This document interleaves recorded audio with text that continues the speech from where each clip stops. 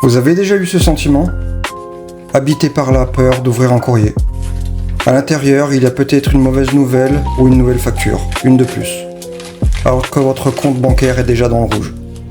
Habité par la peur d'ouvrir et lire les mails, il y en a probablement un qui va indiquer une sanction ou une très mauvaise nouvelle.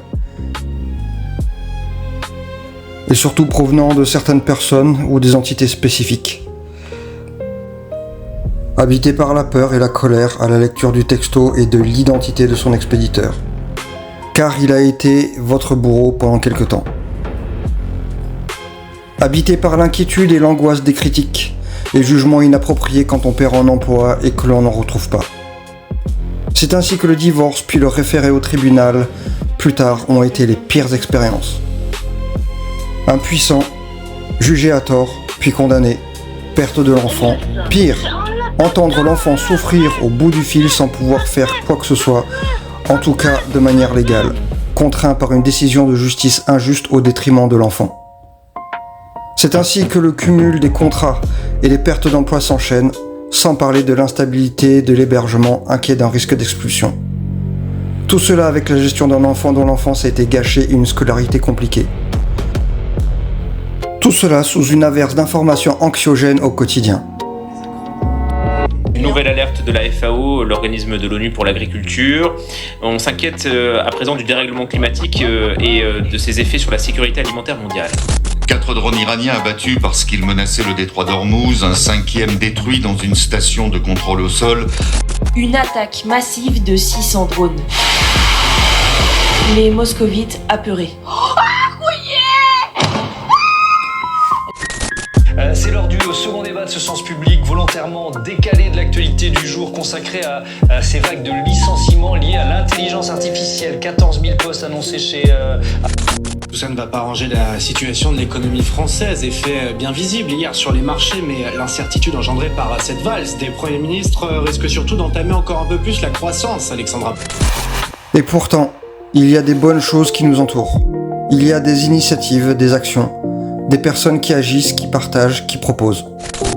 Voici 5 innovations dont les médias ne parlent pas, mais qui vont sûrement changer le monde. À Guadel. Tous les jours, on apprend de nouvelles choses avec eux.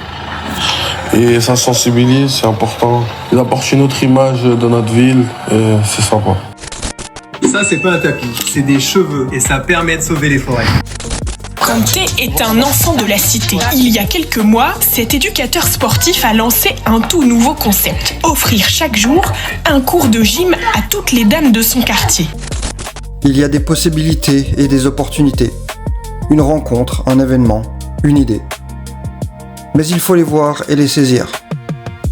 S'engager dans un projet qui va peut-être se matérialiser en création d'entreprise. Penser, construire un concept qui va devenir un produit ou un service. Développer un projet entrepreneurial, construire quelque chose qui va aider des personnes et potentiellement lucratif. Stressant mais tellement excitant. C'est le choix que j'ai pris. Le défi est donc d'arriver à s'engager dans un processus qui va créer une rupture avec une situation compliquée et néfaste. Le défi est d'arriver à sortir de l'isolement, que ce soit pour sortir d'une situation économique difficile, sortir des contraintes monoparentales, sortir de la précarité ou de l'instabilité professionnelle. Ce défi, cette décision, va ouvrir une période de changement qui va modifier la situation et nous engager dans un processus constructif et vertueux. En conclusion, oui, la situation précaire est isolée, les difficultés nous enferment dans une bulle dans laquelle il est difficile de sortir. Oui, la France ne va pas bien. Son budget, sa dette publique, le coût de la vie qui augmente, son système éducatif à bout de souffle, des tensions sociales intérieures. Mais la France, c'est aussi ça. C'est à nous-mêmes, je le vois pour la mission Berne qui m'occupe beaucoup, pour les 1000 sites que nous avons sauvés avec le loto du patrimoine. Il y a une contribution significative dont un tiers provient des visiteurs étrangers, il faut quand même le signaler. Et c'est un secteur économique très important parce que ça fait vivre 300 000 entreprises, 1 million d'emplois. De pétrole. Mais la France dispose tout de même de quelques atouts, même dans le secteur industriel. Si on regarde ce graphique, on voit que le secteur de l'aéronautique et du spatial a réalisé un excédent de plus de 30 milliards d'euros en 2023. Et vous avez votre place. Si le système ne vous le donne pas, faites-la. Il y a quelque part une place pour vous. Il y a forcément un endroit, une personne, une association, une entreprise, une institution qui va être intéressée par vous, par ce que vous pouvez apporter. En revanche, vous aurez besoin de 2 choses. La première, vous devez être volontaire et prendre les initiatives. La seconde, vous devez être accompagné. Je suis Pierre Éloi, je vis seul avec un enfant, je partage avec vous les samedis les défis d'un papa seul dans ce monde qui évolue. Suivez-moi pour mieux comprendre le monde et son évolution. On parle ici de vie parentale, d'éducation, de culture générale et de cinéma. Vous pouvez en savoir plus en lisant le chapitre 1 et le chapitre 2, nouvellement diffusés. Rendez-vous sur le site institutseura.com.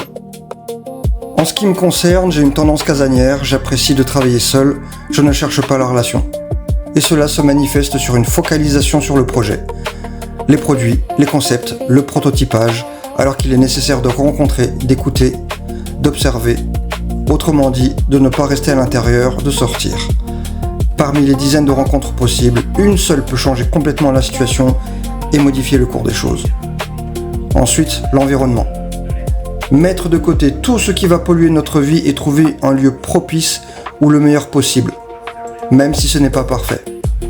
Par exemple, être sur une place publique, dans une bibliothèque, au bord d'une rivière, dans une église, un bureau, un café, chez un ami, peu importe.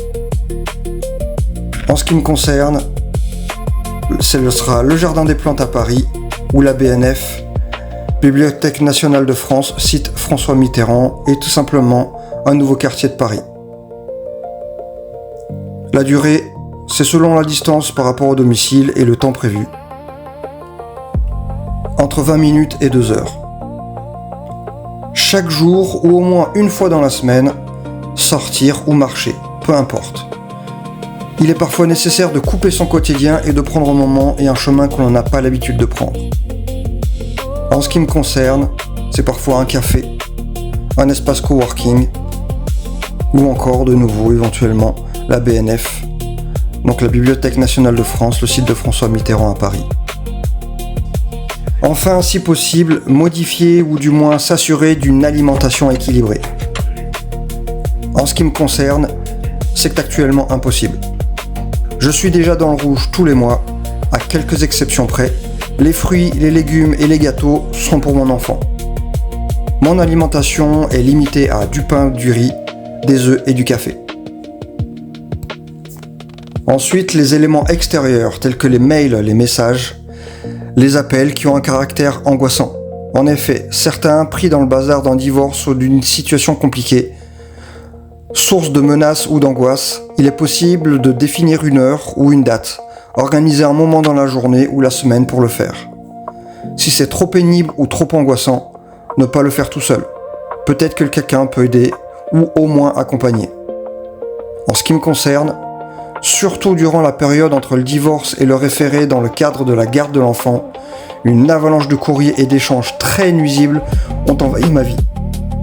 Les courriers, les courriels étaient une source d'angoisse fréquente. Solution 1. Ne pas ouvrir le mail ou le courriel seul. Le faire avec quelqu'un ou dans des bonnes conditions, voire demander à ce que quelqu'un le fasse pour soi. 2.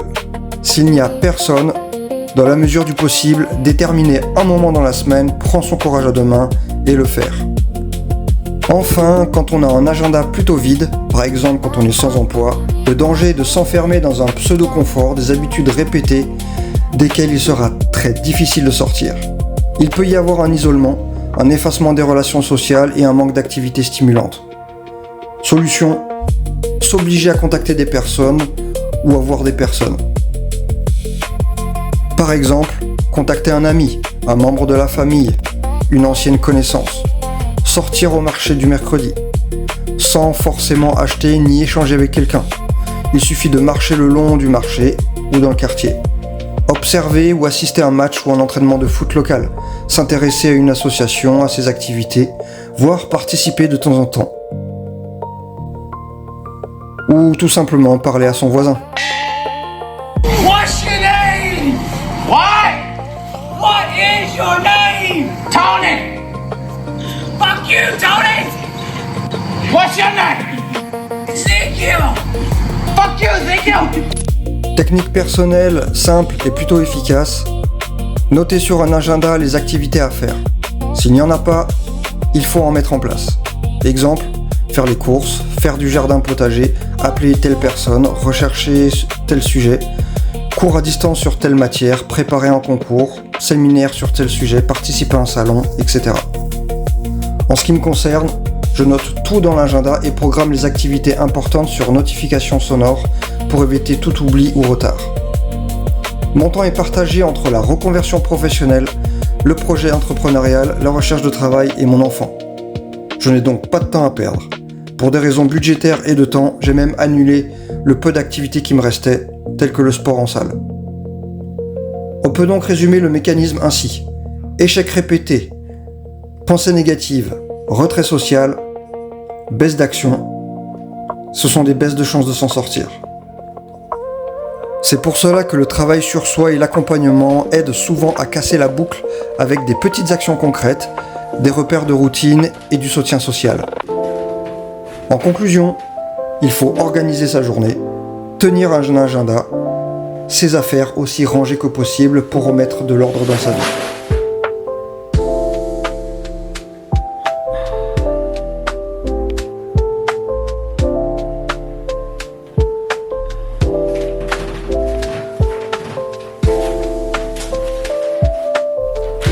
Je suis Pierre-Éloi, j'ai tout perdu il y a quelques années, notamment à cause de la perte d'un emploi et d'un divorce. Je vis maintenant seul avec un enfant. Je partage avec vous les samedis les défis d'un papa seul. On parle ici de vie parentale, d'éducation, d'actualité, de culture générale et de cinéma. Si des personnes vivent dans un moment difficile ou se sentent isolées, sachez que vous n'êtes pas seul. Vous pouvez partager en commentaire votre expérience. Je pourrai aussi prendre du temps pour vous et vous aider. Vous pouvez en savoir plus en lisant le chapitre 1 et le chapitre 2 nouvellement diffusés. Rendez-vous sur le site institutseura.com. Vous trouverez en fin de description des liens qui pourront vous être utiles. À bientôt.